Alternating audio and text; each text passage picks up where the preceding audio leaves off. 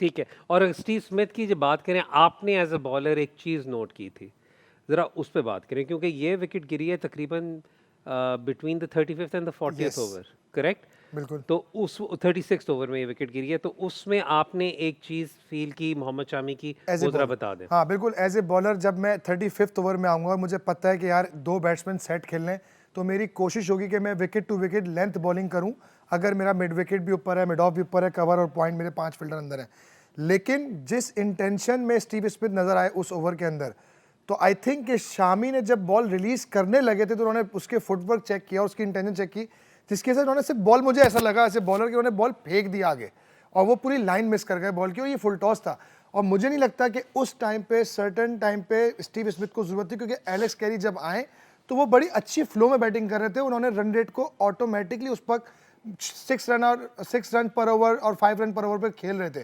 तो I think अगर Steve Smith उस पॉइंट के ऊपर नॉर्मल क्रिकेट भी खेलते और कोशिश करते टिल एंड जाने की, तो वो पार्टनरशिप ऐसी थी कि ऑस्ट्रेलिया में भी फिनिश एट नियर बाय 300, ये मुझे ठीक हो गया। ऐसा लगता था। और स्पेशली जब मैं बात कर रहा हूँ, जैसे अक्षर को जिस बॉल पे मैक्सवेल ने छक्का मारा, स्लो बॉल था, अगला बॉल उसने थोड़ा सा क्विकर किया और वो फिर दोबारा वही इंटेंशन से मारने गए। जबकि फिर मैं कहूँगा कि एलेक्स कैरी जिस तरह से खेल रहे थे, गैप्स में शॉट्स खेल रहे थे, थ्रू द लाइन खेल रहे थे, वो मतलब बॉलर को सेटल नहीं होने दे रहे थे अपने स्वीप शॉट से, अपनी down the track inside out खेल रहे थे। आई थिंक वहाँ सपोर्ट की ज़रूरत थी मेरे ख्याल से एलेक्स कैरी को। सलमान, जो एक की फीचर ऑस्ट्रेलिया का हमें नज़र आया था, वो ये आया था कि जब शुरू में भी जब वरुण चक्रवर्ती को Travis Head try to take him on, wicket तो गिरी, लेकिन स्कोरिंग रेट किसी मौके पे भी उनका कम नहीं हुआ। यप।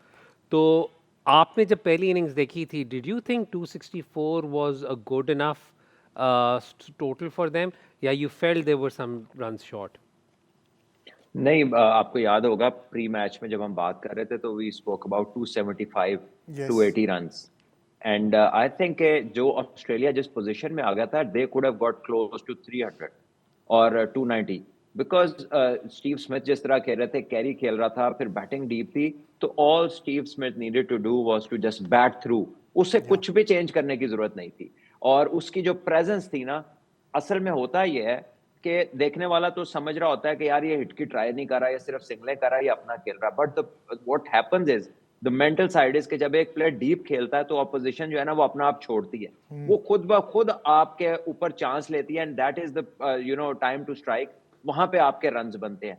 तो वो जो प्रेशर स्टीव स्मिथ की प्रेजेंस का था ना, वंस दैट एंडेड तो Indian bowlers took over from there, और उसके बाद फिर विकेट गिरती चली गई। And I think Steve Smith knew it, और मेरा ख्याल है अनफॉर्चुनेट था, बॉल तो फुल टॉस था, बॉल चौके वाला था, बट ही मिस्ड इट।